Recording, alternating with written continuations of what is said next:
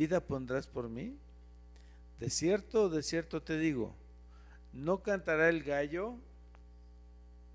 sin que me hayas negado 3 veces. Capítulo 14. No se turbe vuestro corazón. Creéis en Dios, creed también en mí. En la casa de mi Padre muchas moradas hay. Si así no fuera, yo os lo hubiera dicho. Voy pues a preparar lugar para vosotros. Y si me fuere y os prepararé el lugar, vendré otra vez y os tomaré a mí mismo, para que donde yo estoy, vosotros también estéis. Hace algunos años, cuando un servidor de ustedes era niño, no hace mucho, me acuerdo muy bien que iba con mi padre, que ahora va a cumplir 95 años ahora en octubre, primeramente Dios, y mi hermana, que es la mayor de los 4 hermanos. Íbamos caminando por una calle ahí cerca de donde vivíamos, y entonces todo el mundo hablaba de un tema en ese año. Todo el mundo hablaba de que el hombre llegaría a la luna. El hombre caminaría en la luna. El hombre conquistaría el espacio, conquistaría la luna. Eso sucedió el 20 de julio de 1969. Así que antes de ese día todo el mundo hablaba de que el hombre finalmente llegaría a la luna. Y entonces íbamos caminando, mi papá, mi hermana y yo, y salió el tema. Y entonces empezamos a platicar que el hombre iba a llegar a la luna, y de repente mi papá dijo algo que no se me olvida, pero una cosa así, y nos dijo a mi hermana y a mí: ¿saben qué creo yo? Que el hombre no va a llegar a la luna. ¡Wow! Nos quedamos sorprendidos, mi hermana y yo, y entonces mi hermana le preguntó: ¿pero por qué tú crees eso? Y mi papá le dijo, sin dudar, le dijo: porque Jesús va a venir antes. 20 de julio de 1969. Jesús no ha venido. Mi padre ahora ya casi no puede caminar. Cuando salimos con él, lo llevamos en su silla de ruedas. Va a la iglesia. Él es miembro de la iglesia Ramos Millán. Mi hermano lo conoce. Y va a la iglesia. Le habla a un señor vecino que tiene su taxi, va por él, el señor lo lleva como hay que salir de donde vive a la calle como unos 75 metros, se lo lleva en su silla, lo sube a su carro, echa su silla a la cajuela, lo baja en la iglesia, lo mete hasta la iglesia y el hombre se va. Y sigue mi papá creyendo que Jesús va a venir. Estimados hermanos y amigos, el hecho de que Jesús no haya venido todavía, la aparente tardanza de Jesús, quiere decir que es una fábula, es un cuento que alguien se inventó, es alguien que escribió esto aquí para sobrellevar las penas con más tranquilidad. Es algo una ilusión que muchos tenemos. ¿O qué es lo que está sucediendo? ¿Por qué Jesús no viene? ¿Realmente vendrá otra vez Jesús? Si esto es verdad, ¿cómo va a venir? ¿Cuándo va a venir? ¿A qué vendrá? Y después de que haya venido, ¿qué sucederá? Son preguntas que todo el mundo nos hacemos. Ahora miren, ¿cuál es la razón? ¿Cuál es la base? ¿Cuál es el fundamento para decir y para creer que Jesús viene otra vez? ¿Saben cuál es la razón, mis hermanos? Porque Jesús lo dijo. San Juan 14 del 1 al 3, que fue la lectura, parte de la lectura que acabamos de tener, que de paso en San Juan capítulo 13, versículo 33, Jesús le dice a sus discípulos que Él ya se va. Les dice, yo me voy a ir y a donde yo me voy ustedes no me pueden seguir. Y así como se los dije a los judíos, se los digo a ustedes. ¿Y saben qué dice el libro El deseo de todas las gentes? Es un extraordinario libro que si no lo tienen, consíganlo. ¿Saben qué dice el libro del deseo de todas las gentes? Que los discípulos se pusieron muy tristes. ¿Y saben qué hizo Jesús? Cuando Él les avisa que se va, ve el rostro de sus discípulos. Y entonces San Juan 14 empieza Jesús a decirles, no se turbe vuestro corazón. ¿Por qué les dice eso? No se pongan tristes, no se confundan, ¿verdad? Por eso Jesús les dice, no se turbe vuestro corazón, porque se ponen tristes. Si creen en Dios, crean también en mí. En la casa de mi Padre, ¿qué dice? Muchas moradas hay. Si así no fuera, yo os lo hubiera dicho, voy a preparar lugar para ustedes, y si voy y les preparo lugar, ¿qué dice Jesús? Vendré otra vez. Saben, mis hermanos, hay un pasaje en la Biblia que a mí me gusta mucho, que es Números 23, 19. Búsquenlo, por favor. Números capítulo 23, versículo 19. Números 23, 19. Libro de Números, capítulo 23, versículo 19. Miren lo que dice aquí Dios a través de Moisés. Dice, Dios no es ¿qué? Dios no es hombre ¿para qué? Para que mienta, ni hijo de hombre para que se arrepienta. Él dijo y no hará, habló y no lo efectuará. ¿Qué está diciendo aquí Moisés o Dios a través de Moisés? Que Él lo que dice que va a hacer, lo va a cumplir. Y si nuestro Señor Jesucristo dijo, vendré otra vez, es porque va a venir otra vez. Esa es la razón principal por la que nosotros tenemos que confiar que Jesús va a venir otra vez, porque Él lo dijo. Él lo expresó. Las señales así lo demuestran, que Jesús va a venir y viene pronto.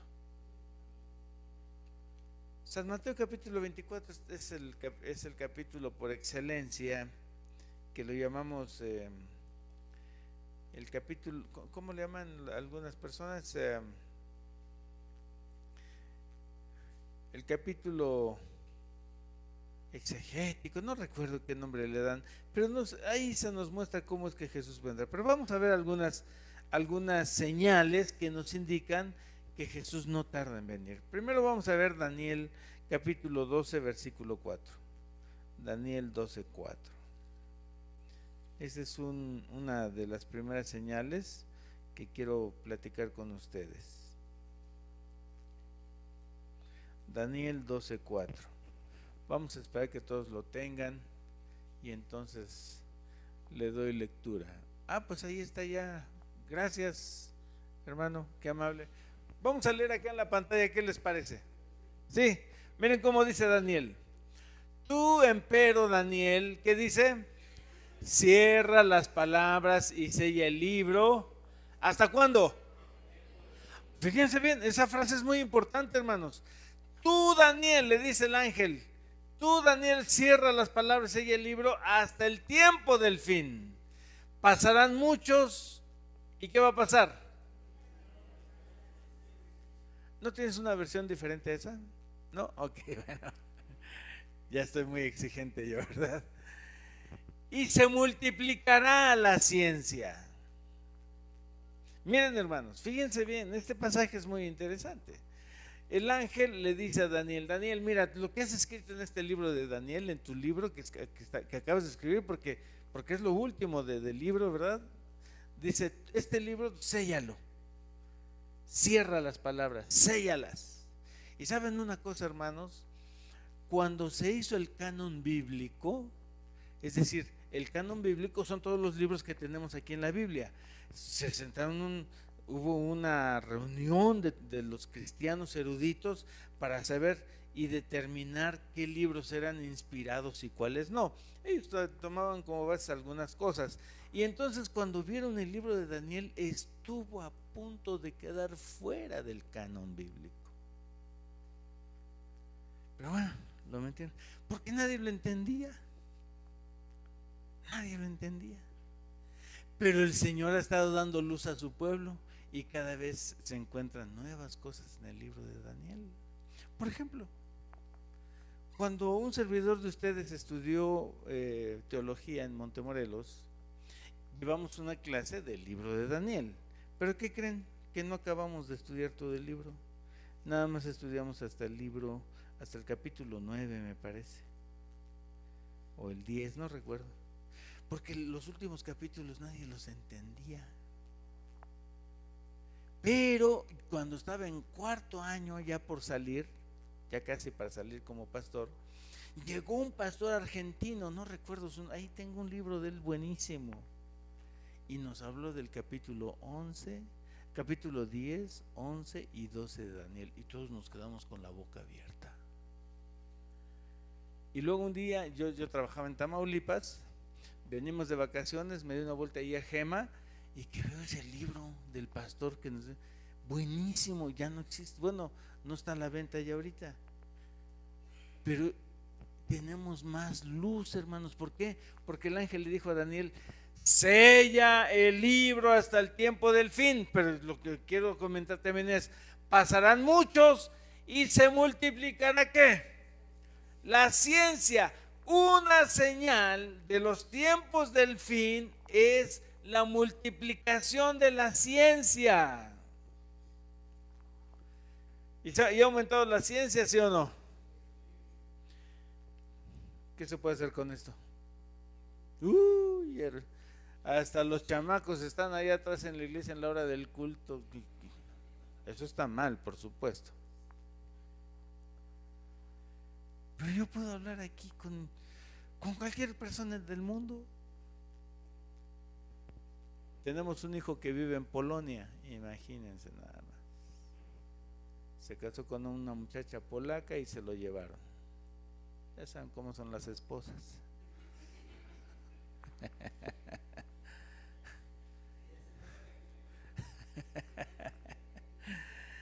Yo por eso me casé con una mexicana.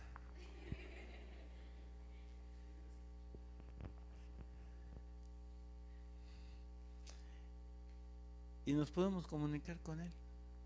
Hasta lo vemos por el Skype. ¿Se acuerdan ustedes, hermanos, que son más o menos de mi edad y un poquito menos, de esa caricatura que se llamaba, se me fue ahorita, que se llamaba, ¿cómo se llamaba, Laura?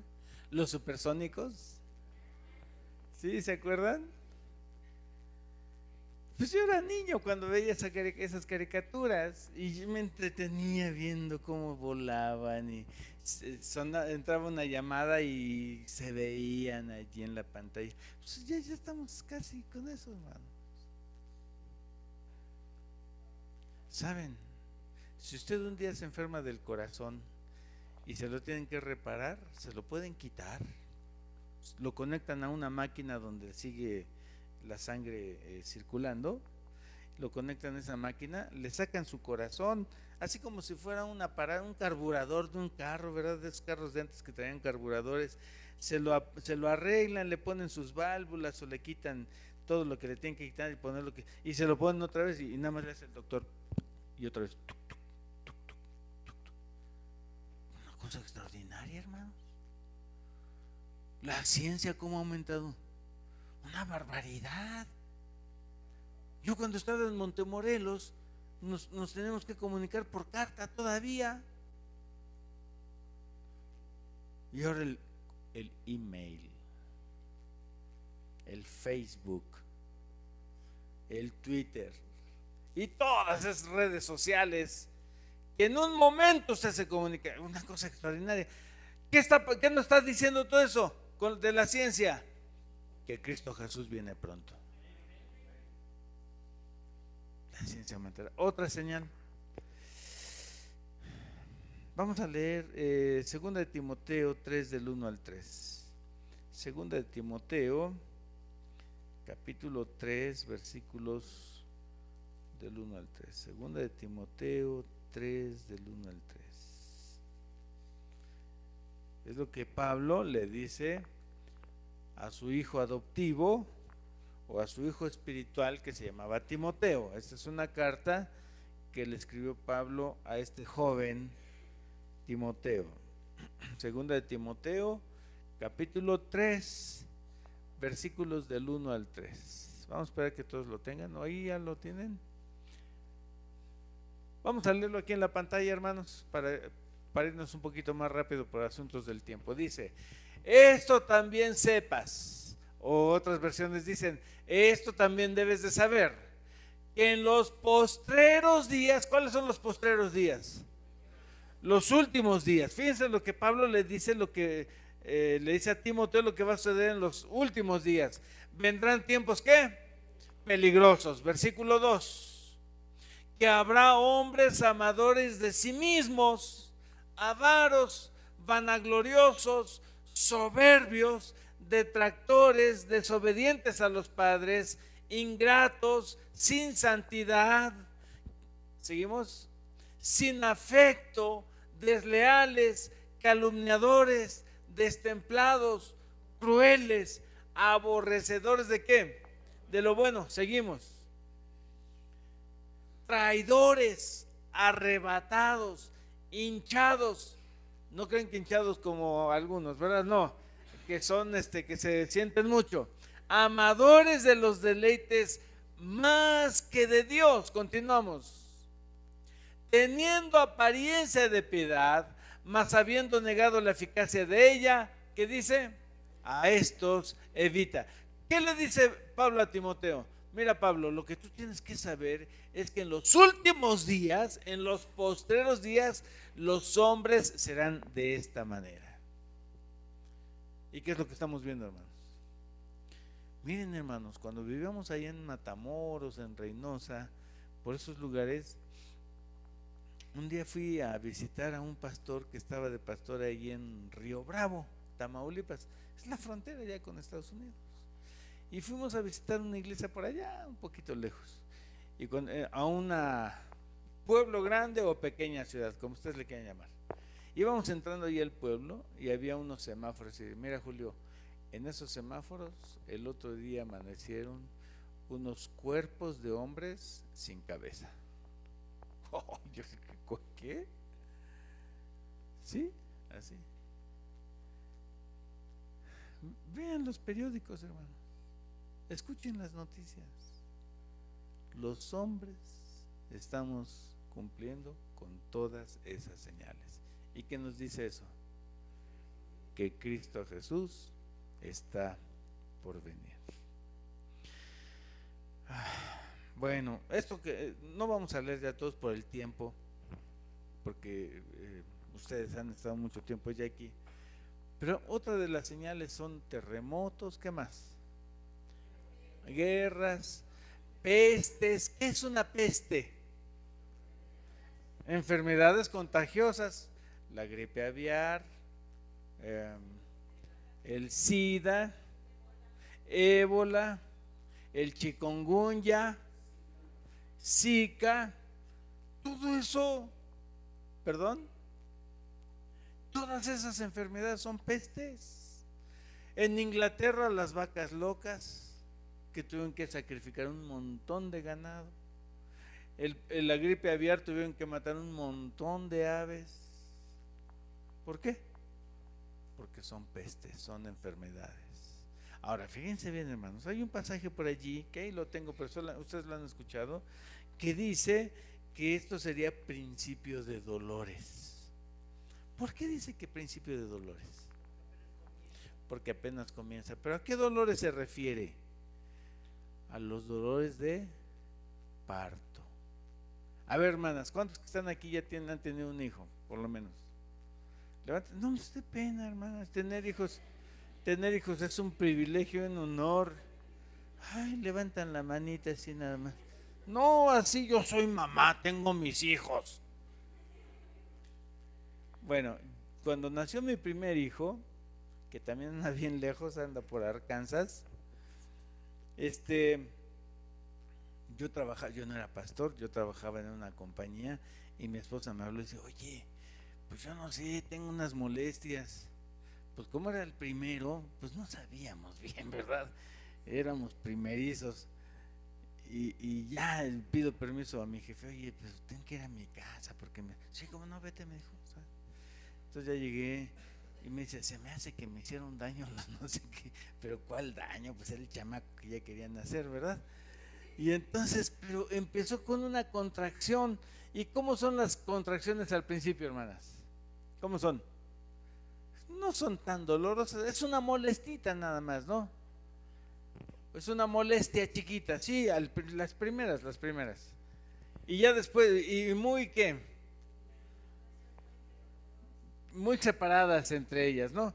Pero conforme va pasando el tiempo, son más fuertes y más seguidas, más fuertes y más seguidas, más fuertes y más seguidas.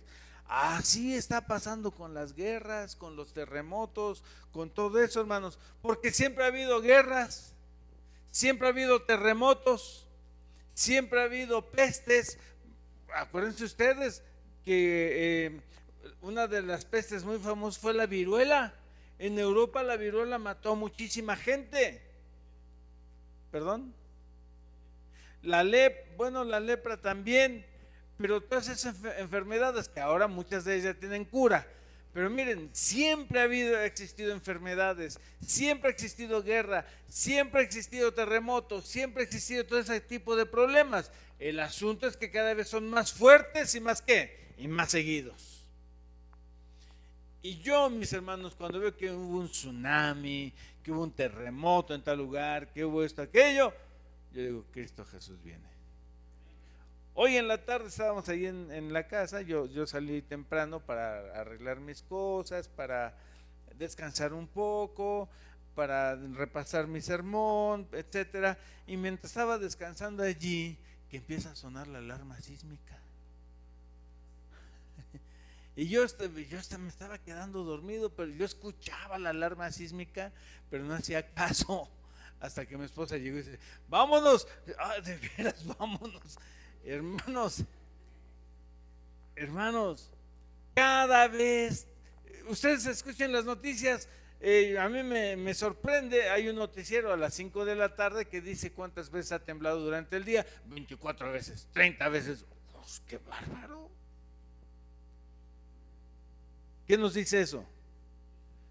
Cristo Jesús viene. Así que, hermanos, ¿cuándo va a venir Jesús? ¿Cuándo? Nadie sabe. Pero las señales nos dicen que Jesús viene pronto. Hermano.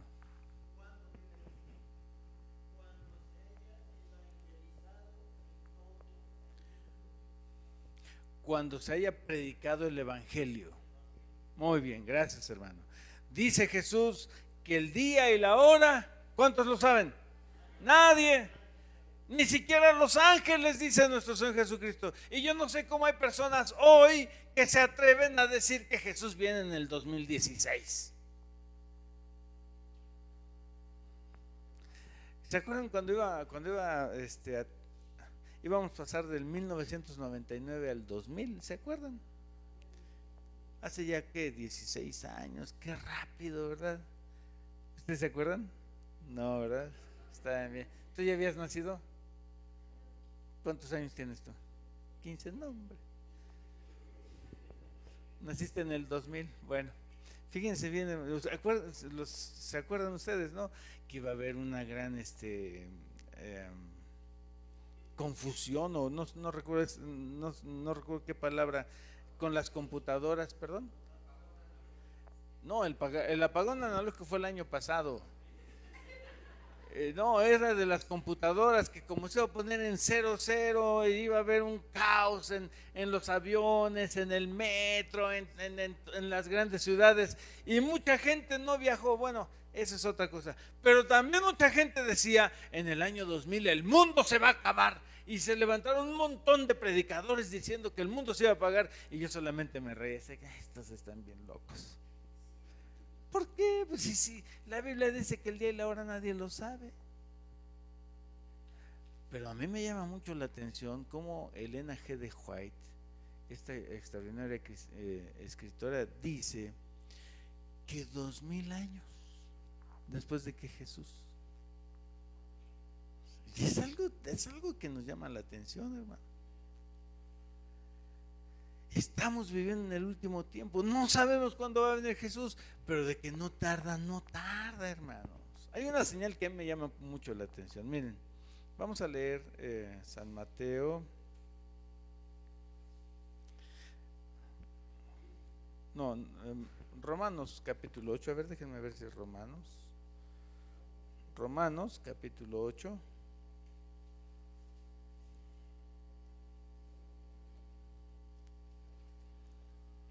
Versículo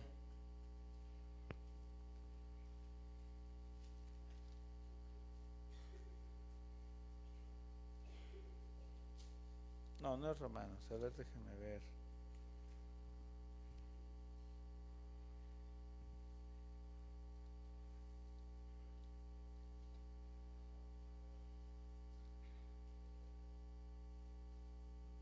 No, es San Mateo 24.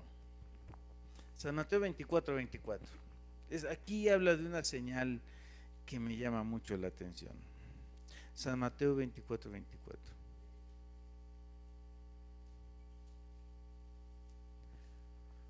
Es de lo que les comentaba un poquitito ayer. San Mateo 24. ¿Ya lo tienen? San Mateo 24.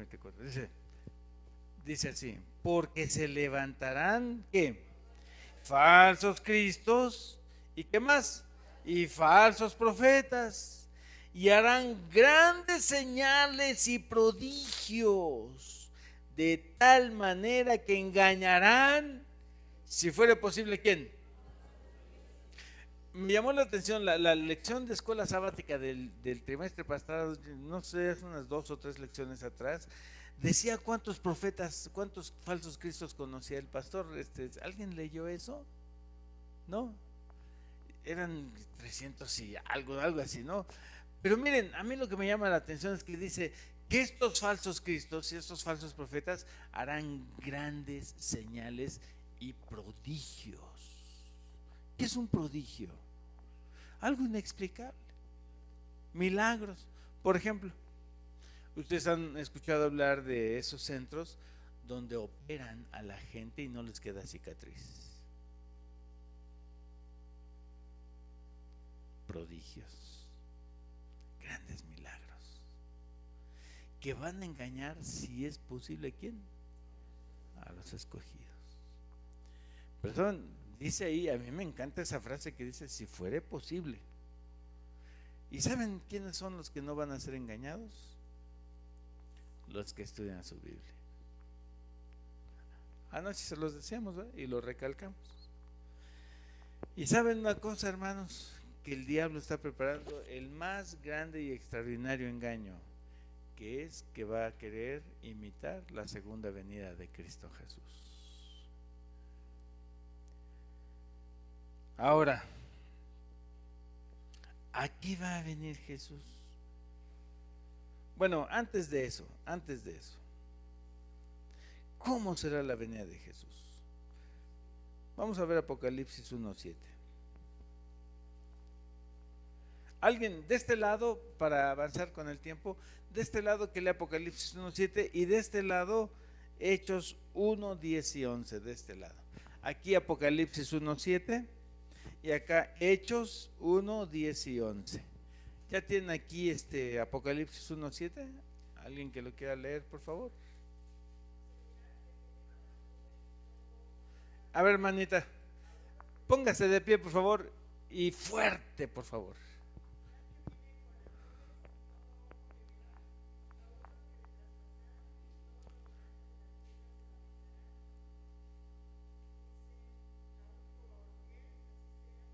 Gracias, hermana. Y Hechos 1, 10 y 11, por favor.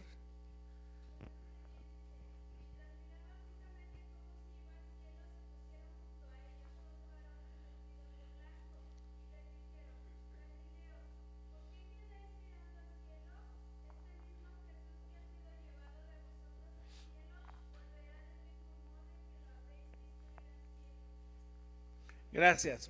¿Qué nos dice eso? ¿Cómo será la venida de Jesús? A ver, díganlo fuerte, ¿cómo va a ser? Visible. Dice Apocalipsis 1:7 que todo ojo le verá. Una vez estaba en mi casa y llegaron unas muchachas con su vestido largo, su paraguas y su bolsota.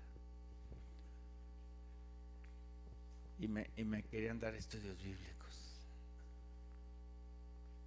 Y bueno, empezamos a platicar. Y yo les dije, miren, yo no necesito que ustedes vengan a visitarme. ¿Por qué? Porque no quiero estudiar. No, pues es que no estoy de acuerdo con ustedes. ¿En qué no está de acuerdo? En la segunda venida de Jesús. Ustedes dicen que Jesús ya vino y yo no lo he visto. No, es que no lo necesitamos ver. Vino en espíritu. De veras, a ver, enséñamelo con la Biblia. Y le saqué este pasaje. Dice la Biblia que todo ojo le verá. Ah, me dijeron, es que es el ojo espiritual. Así me dijeron. De veras, sí, es el ojo espiritual. Oiga, les dije, entonces los que traspasaron a Jesús tienen ojo espiritual. Porque dice que los que lo traspasaron también lo van a ver, ¿no es así? Es que le pusieron los clavos aquí sin misericordia. ¡Pum! Martillazo. Y ese que traía la lanza y se la clavó en el costado. Yo les dije, ¿será que tienen un ojo espiritual?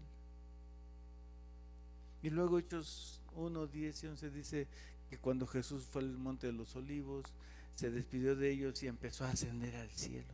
Y los discípulos tristes estaban viendo cómo se iba su maestro, y yo creo que con lágrimas en los ojos, y de repente vienen dos varones, que eran dos ángeles. ¿Y qué les dijeron? Varones galileos, ¿qué estáis mirando al cielo? Es decir, eso de que ¿qué estáis mirando al cielo? No estén tristes, ¿verdad? Ese mismo Jesús que habéis visto ir al cielo, así vendrá como lo viste ir al cielo. Así va a venir, así lo vas a ver, va a regresar, lo vas a ver. La segunda de Jesús será visible, pero también dice, no lo vamos a leer, en Mateo 24:30, que vendrá con poder y gloria. Y saben una cosa, mis hermanos, el otro día estaba viendo mi Facebook y me mandaron ahí un video. Están en una reunión, no sé qué reunión es como un auditorio pequeño donde hay gradas, la gente está sentada así en las gradas, en U, y una persona ahí dirigiendo la plática, y le dice, a ver usted, ¿qué es pastor adventista? Y se levanta un pastor adventista de color, morenito, y le dice, ¿cómo es que Jesús va a venir? Bueno, pues la palabra de Dios dice que Jesús vendrá, y que los cielos se abrirán, y Jesús vendrá. Y toda la gente que se empieza a reír, hermano. Ah, entonces dicen que los cielos se abrirán. Sí, así dice la palabra de Dios. A ver usted qué opina. Y le pide la opinión a un sacerdote católico. Dice, es que ustedes los adventistas son muy pragmáticos, creo que usa esa palabra. No sé qué quiere decir pragmáticos, alguien lo sabe y me dicen, por favor dígame, es que ustedes los adventistas son muy pragmáticos, dice. El apóstol, y miren lo que dijo el sacerdote, escuchen lo que dijo. El apóstol Pablo se equivocó. Y yo dije, ¿cómo qué? Hasta le regresé ahí tantito, ¿verdad? Ya ven que se puede regresar el video. ¿Qué? A ver, ¿qué dijo? El apóstol Pablo se equivocó. Y yo dije, ¿que este hombre sabe más que el apóstol Pablo? ¿Cómo es la gente, hermanos? ¿Cómo la palabra de Dios dice? Y yo me quedé pensando, pues el apóstol Pablo no se equivocó. Y además nuestro Señor Jesucristo dijo que Él iba a venir con poder y gran gloria. Así va a venir Jesús. No va a venir como la primera vez, que nació como un bebecito indefenso, que tenía, que dependía de María y de José, allí en un establo. Hermanas, ¿a cuántos les hubiera gustado tener a sus hijos en un establo? Pues a nadie. Cuando yo era niño me mandaban a la leche, cuando todavía había establos en el DF. Iba al establo y me gustaba irme temprano con mi amigo. Éramos los primeritos en llegar, poníamos nuestras ollas ahí, él y yo, apartando nuestro lugar, y nos íbamos a ver cómo ordeñaban las vacas. Y los condenados estos de los que ordeñan las vacas, ¿cómo se llaman a ellos? ¿Cómo? Bueno, esos. Estaban ahí con las ubres y nosotros viendo cómo salía la leche y de repente les decían psh, y nos aventaban leche en la cara. Pero huele horrible un establo, hermano. Es insalubre totalmente. Y ahí nació Jesús. Pero no va a venir ahora sí. ¿Cómo va a venir Jesús? Con los ángeles del cielo, con poder y gran gloria. ¿A qué va a venir? Ay, hermanos, ahí viene lo interesante. A ver, vamos a ver. Vamos a ver solamente un pasaje, aquí tengo varios. San Mateo capítulo 16, versículo 27. San Mateo 16, 27. Ya estamos terminando, hermanos. San Mateo 16, 27. Lo voy a leer cuando todos lo tengan. San Mateo capítulo 16, versículo 27. ¿Ya lo tienen? Dice así: porque el Hijo del Hombre vendrá en la gloria de su Padre con sus ángeles.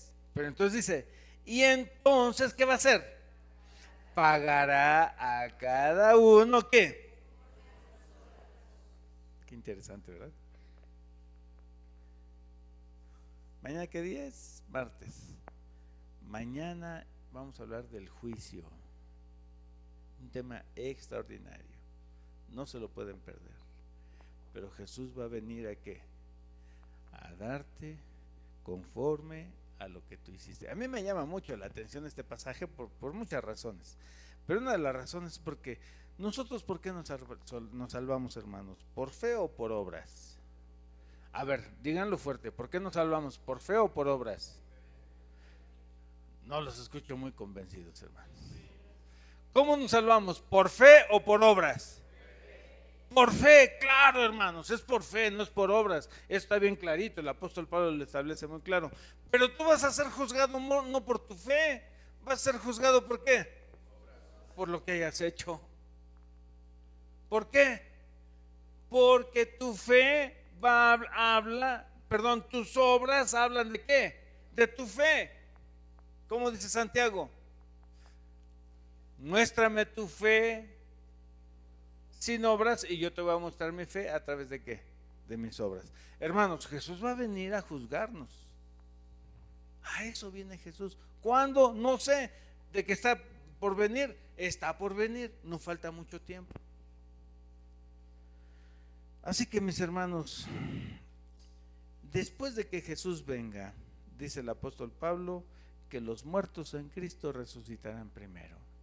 Luego nosotros, dice él, los que vivimos, los que hayamos quedado, seremos arrebatados juntamente con ellos. ¿Quiénes ellos? Con los que resucitaron, ¿verdad? Seremos arrebatados juntamente con ellos para ir al cielo a recibir al Señor en el aire. Eso va a suceder, hermanos. Qué maravilloso será eso. ¿Cuántos quieren que cuando Jesús venga estemos con Él? Yo quiero estar ahí, hermano. ¿Pero qué tengo que hacer? Me tengo que preparar. tengo que aceptar a Jesús como mi Salvador personal. Me tengo que entregar a Él con todo el corazón. Y entonces permitir que su Espíritu Santo trabaje en mí para que yo haga como Él hace. Y entonces estar allí. ¿Cuántos le quieren decir a Jesús en esta noche? Señor Jesús, yo quiero estar contigo cuando vengas. Pónganse de pie los que quieran estar con Jesús. Vamos a orar. Querido Padre que estás en los cielos, muchas gracias.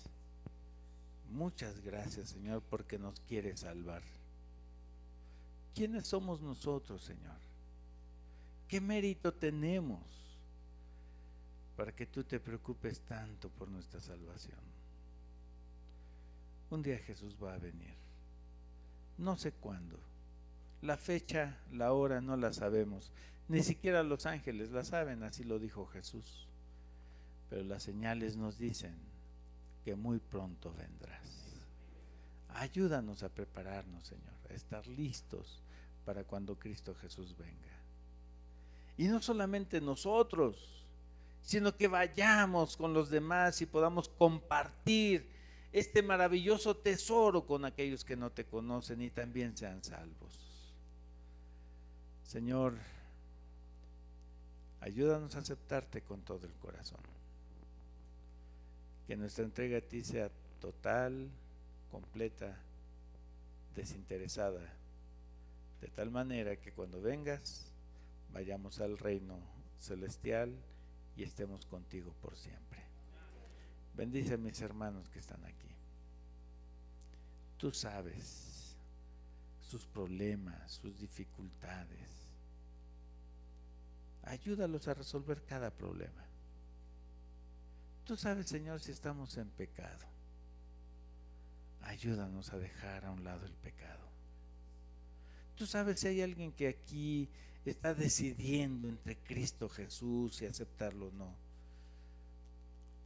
Bendice a esa persona, Señor, que decida entregarse a ti con todo el corazón. Y Padre, que todos podamos servirte al máximo, dándote lo mejor de nosotros. En el nombre de Jesús lo suplicamos. Amén.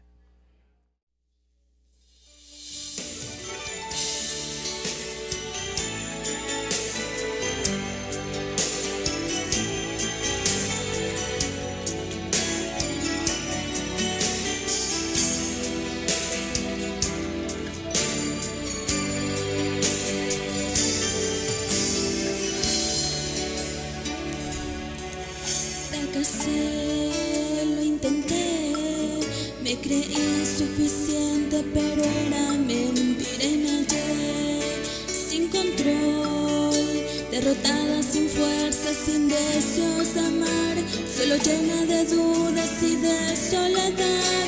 Mi dolor era fuerte, pero no más que mi pecar.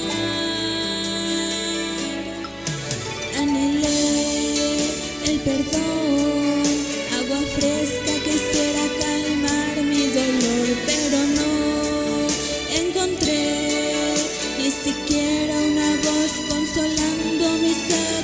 Compañeros de ruta escondiéndose, acudí al que tan solo me puede ofrecer sanación. Y allí estaba en la cruz, entregando su vida por mí, derramando su sangre por mí, ofreciendo su vida por mí. Y no pude más que llorar y postrarme ante tanto amor y pedirle perdón. Y él, en medio de su gran dolor, me miró y me sonrió.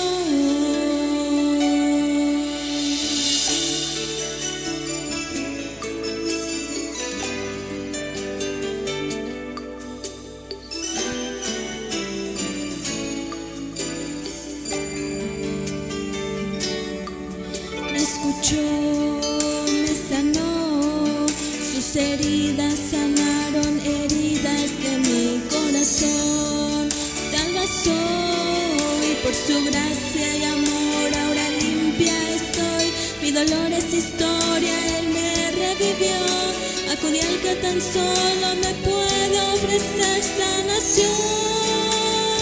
Y allí estaba en la cruz, entregando su vida por mí, derramando su sangre por mí, ofreciendo su vida por mí. Y no pude más que llorar y postrarme ante tanto amor y pedirle perdón.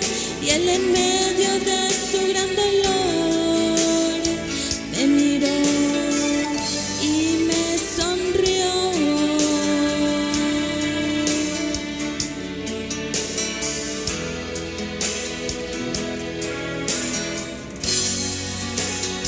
Y allí estaba en la cruz, entregando su vida por mí, derramando su sangre por mí, ofreciendo su vida por mí. Y no pude más que llorar y postrarme ante tanto amor y pedirle perdón. Y él en medio de su gran dolor me miró y me sonrió.